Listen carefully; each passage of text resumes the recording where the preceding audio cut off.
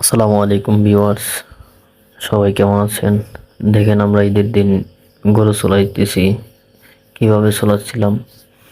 এই যে হাকিম ভাই, সুহেল ভাই আর আমাদের সত্তার ভাই, সাদেক ভাই সহ আমরা সবাই কিভাবে চড়াচ্ছি দেখেন। আমাকে বলছে আমি ধরার জন্য, আমি একটা ঠেঙি ধরে ধরে রাখতে পারতেছি না, আবার বলছে আরেকটা ধরার জন্য।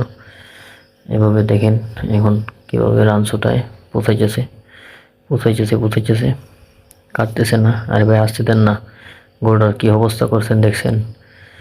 এটা বোঝাইছে বোঝাইছে বোঝাইছে বোঝাইছে কাটছে, কাটার পরে এখন সোহেল ভাই নিয়ে রানটারে ছুটাই নিয়ে তখন মাংস আলাদা করার জন্য নিয়ে চলে গেছে। এখন আরেকজন বসে গেছে, সত্তার ভাই বসে গেছে। এখন আব্বা আবার রান থেকে মাংস চড়াইতেছে।